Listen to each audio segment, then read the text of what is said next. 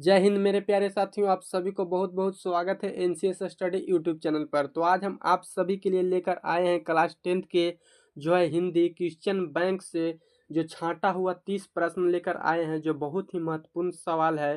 तो आप इस वीडियो को ध्यान से जरूर देखिएगा। तो चलते हैं अपना पहला सवाल को देखते हैं। देखिए पहला सवाल क्या बोल रहा है।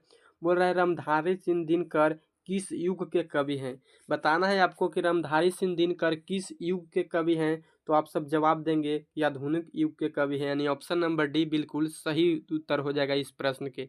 चलिए चलते हैं दूसरा सवाल पर। तो दूसरा सवाल है, देखिए बोल रहा है, क्या बोल रहा है कि साकेत महाकाव्य के रचयिता कौन है। बताइए कि साकेत जो महाकाव्य है इसका रचयिता कौन है। बताइए कि इसका सही उत्तर क्या हो जाएगा। तो आप सब जवाब देंगे कि मैथिली शरण गुप्त इसका सही उत्तर हो जाएगा, यानी ऑप्शन नंबर बी बिल्कुल सही हो जाएगा। तो चलिए चलते हैं अगले सवाल पर। तो तीसरा नंबर सवाल है, देखिए क्या बोल रहा है। बोल रहा है कि गोदान उपन्यास के लेखक कौन है। बताना है आपको कि गोदान उपन्यास के लेखक कौन है। तो इसका जवाब हो जाएगा मेरे भाई प्रेमचंद हो जाएगा, यानी ऑप्शन नंबर ए हो जाएगा। देखिए चलते हैं नेक्स्ट क्वेश्चन पर। तो अगला क्वेश्चन है, देखिए बोल रहा है कि भरत भारती के कवि कौन है। बताना है आपको कि भरत भारती के कवि कौन है। तो आप सब जवाब देंगे कि मैथिली शरण गुप्त हो जाएगा इसका सही उत्तर सर जी, यानी ऑप्शन नंबर सी बिल्कुल सही हो जाएगा। चलिए चलते हैं अगले सवाल पर। तो अगला सवाल है, देखिए 5वां नंबर बोल रहा है यहाँ पर कि नीलांजलि किसकी रचना है। बताना है कि नीलांजलि किसकी रचना है, आप सबको बताना है। तो बोलिएगा कि महादेवी वर्मा हो जाएगा, यानी ऑप्शन नंबर ए बिल्कुल सही उत्तर हो जाएगा इस प्रश्न के। देखिए चलते हैं अगला प्रश्न पर। तो आप सब ये प्रश्न जो है बहुत ही महत्वपूर्ण प्रश्न है, तो आप लोग एक एक प्रश्न को बहुत ध्यानपूर्वक देखते चलिए। बोल रहा है, देखिए यहाँ पर बोल रहा है कबीर किस भक्ति धारा से संबंधित है। बताना है कि कबीर जो है किस भक्ति धारा से संबंधित है। तो आप सब बताएंगे कि इसका सही उत्तर हो जाएगा सर निर्गुण भक्ति, यानी ऑप्शन नंबर बी बिल्कुल सही हो जाएगा। तो चलिए मेरे भाई चलते हैं अगले प्रश्न पर। तो देखना मेरे भाई बोल रहा है कि मैथिली शरण गुप्त कौन सी उपाधि दी गई थी, यानी मैथिली शरण गुप्त को कौन सी उपाधि दी गई थी। तो आप सब बताएंगे कि इसका सही उत्तर क्या होगा। तो सही उत्तर हो जाएगा राष्ट्र कवि की उपाधि दी गई थी, यानी मैथिली शरण गुप्त को राष्ट्र कवि की उपाधि दी गई थी। चलिए अगला सवाल पर चलते हैं। तो अगला सवाल देखिए क्या बोल रहा है, आप सब एकदम कमेंट में बताते रहिए। बोल रहा है कि रामचरित्र मानस के रचयिता कौन है। बताइए जी कि रामचरित्र मानस के रचयिता कौन है। तो आप सब बताएंगे कि रामचरित्र मानस के रचयिता सर जी तुलसीदास हैं, यानी ऑप्शन नंबर ए मेरे भाई बिल्कुल सही उत्तर हो जाएगा। चलिए देखते हैं अगले सवाल पर। तो अगले सवाल देखिए बोल रहा है आप सबसे कि कामायनी किसकी रचना है। बताना है कि कामायनी जो है किसकी रचना है, क्या पंत के है या प्रसाद के है, निराला के है या दिनकर के। तो बहुत ही सोच समझ के यहाँ पर जवाब देना है। कामायनी किसकी रचना है, तो प्रसाद जी की रचना है, यानी ऑप्शन नंबर बी बिल्कुल सही उत्तर हो जाएगा। चलिए चलते हैं अगला पर। तो अगला सवाल है, देखिए बोल रहा है कि बोल रहा है कि रस कितने अंग होते हैं, यानी रस के कितने अंग होते हैं आपको बताना है। तो रस के कितने अंग होते हैं। तो आप सब बताएंगे कि रस के 4 अंग होते हैं, यानी ऑप्शन नंबर बी इस प्रश्न के सही उत्तर हो जाएगा। चलिए चलते हैं अगले सवाल पर। तो अगला सवाल है, बोल रहा है कि वीर रस का स्थायी भाव क्या है, यानी वीर रस जो है इसका स्थायी भाव क्या है आपसे यह पूछ रहा है। तो वीर रस का स्थायी भाव हो जाएगा उत्साह। क्या हो जाएगा उत्साह, यानी ऑप्शन नंबर बी बिल्कुल सही उत्तर हो जाएगा। चलिए चलते हैं अगला सवाल पर। तो देखिए 12वां नंबर सवाल बोल रहा है कि अलंकार अलंकार का शाब्दिक अर्थ क्या होता है, यानी अलंकार का शाब्दिक अर्थ क्या है आप सबसे पूछ रहा है। तो अलंकार का शाब्दिक अर्थ मेरे भाई हो जाएगा आभूषण। क्या हो जाएगा, तो आभूषण हो जाएगा आपका शाब्दिक अर्थ।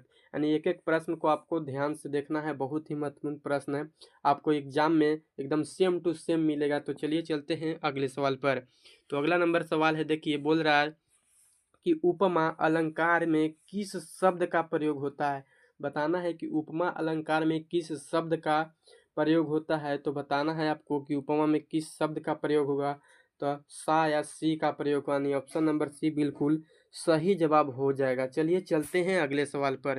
तो देखिए अगला नंबर सवाल बोल रहा है कि पत्र लेखन किस विधा में आता है, बताना है कि पत्र लेखन किस विधा में आता है। तो आपको यही पूछ रहा है, तो इसका सही उत्तर हो जाएगा क्या, तो गद्य हो जाएगा, यानी ऑप्शन नंबर सी बिल्कुल सही उत्तर हो जाएगा। तो देखिए, अगर आप चैनल पर नए आए हैं तो प्लीज़ चैनल को सब्सक्राइब कर दीजिए, क्योंकि ये वीडियो बनाने में हमको बहुत ही मेहनत लगता है, बहुत मतलब बारीकी से हम लोग क्वेश्चन बैंक के अध्ययन करते हैं।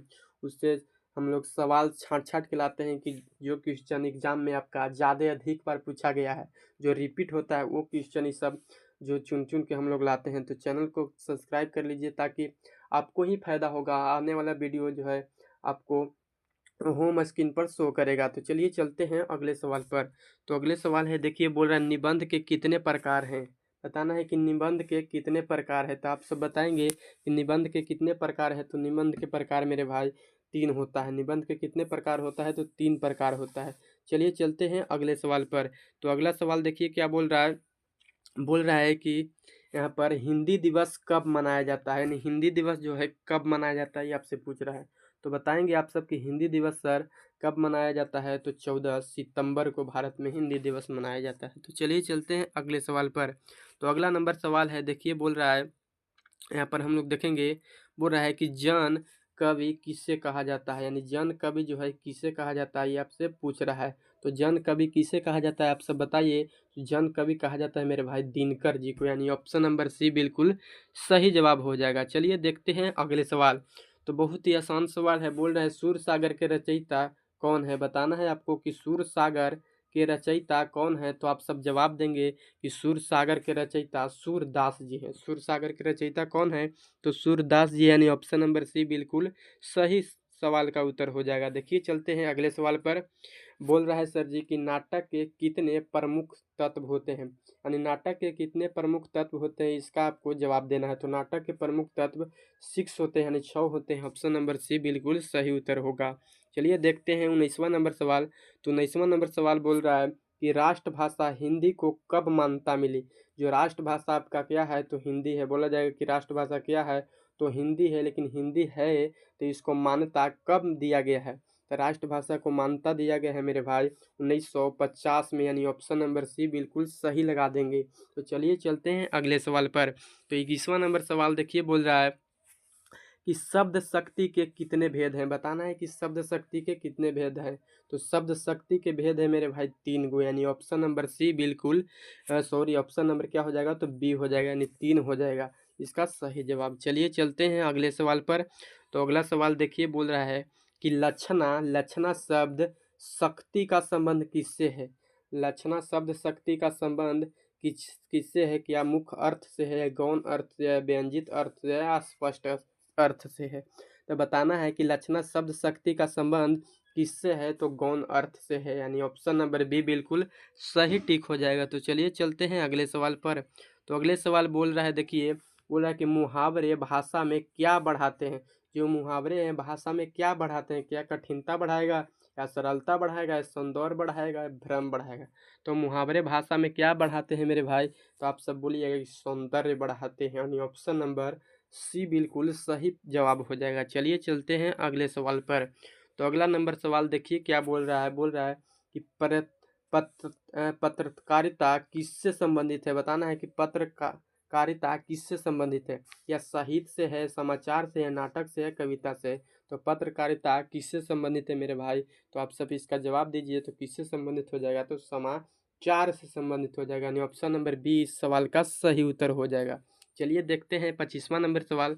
तो 25वां नंबर सवाल बोल रहा है, देखिएगा यहाँ पर कि कहानी किस विधा में आती है। जो कहानी है किस विधा में, क्या पद में आएगा, गद्य में आएगा, नाटक में आएगा, काव्य में आएगा। तो कहानी किस विधा में आती है, इसका जवाब दीजिए आप। तो बोलिएगा कि गद्य विधा में आती है, यानी option number option number B बिल्कुल सही हो जाएगा। चलिए देखते हैं अगले सवाल। तो अगला सवाल बोल रहा है कि प्रेमचंद का वास्तविक नाम क्या था। जो प्रेमचंद है उसका वास्तविक नाम क्या था, तो बताइए आप सब कि प्रेमचंद का वास्तविक नाम क्या था। तो बोलिए कि धनपत राय था, क्या था, तो धनपत राय था, यानी ऑप्शन नंबर ए हो जाएगा। चलिए देखते हैं निराला का वास्तविक नाम क्या था, बताना है आपको कि निराला का वास्तविक नाम क्या था। बताइए कि निराला का वास्तविक नाम क्या था, तो हो जाएगा सूर्यकांत त्रिपाठी, यानी ऑप्शन नंबर ए बिल्कुल सही हो जाएगा। चलिए देखते हैं अगले सवाल। तो अगला सवाल देखिए बोल रहा है कि छायावाद के 4 स्तंभों में कौन नहीं है। इनमें छायावाद के जो 4 स्तंभ है उनमें एक नहीं है। इसका कहने का मतलब है कि 3 तो छायावाद के स्तंभ है, लेकिन 4 में से इसमें एक कौन नहीं है। तो आपको बताना है कि 4 में से एक कौन नहीं है। तो आप सब क्या जवाब देंगे कि क्या नहीं है, तो दिनकर नहीं है। क्या, तो दिनकर नहीं है। इसका सवाल ऑप्शन नंबर सी बिल्कुल सही होगा। चलिए चलते हैं अगले सवाल पर। तो देखिए 29वां नंबर सवाल बोल रहा है कि दोहे के प्रत्येक पंक्ति में कितनी मात्राएं होती है। जो दोहा होता है उसके प्रत्येक पंक्ति में यानी एक लाइन में कितने मात्राएं होती है। तो आप सब जवाब देंगे कि 26 मात्राएं होती है, यानी ऑप्शन नंबर का हो जाएगा तो बी हो जाएगा 26 मात्राएं। चलिए देखते हैं अगले सवाल। तो आज का हमारा लास्ट सवाल है, बोल रहा है, ध्यान से देखिएगा, बोल रहा है कि भाषा का मुख्य कार्य क्या है। जो हमको भाषा है, हम सब बोलते हैं, तो भाषा का मुख्य कार्य क्या है बताना है आपको। तो भाव अभिव्यक्ति करना है, यानी ऑप्शन नंबर बी बिल्कुल सही हो जाएगा। चाहते हैं कि वीडियो अच्छा लगा होगा तो वीडियो को लाइक जरूर कीजिएगा और चैनल को सब्सक्राइब कर लीजिए, ताकि आने वाले जो भी वीडियो है उसका नोटिफिकेशन आपको तुरंत मिल जाए और इससे आपको ही फायदा होगा। तो ये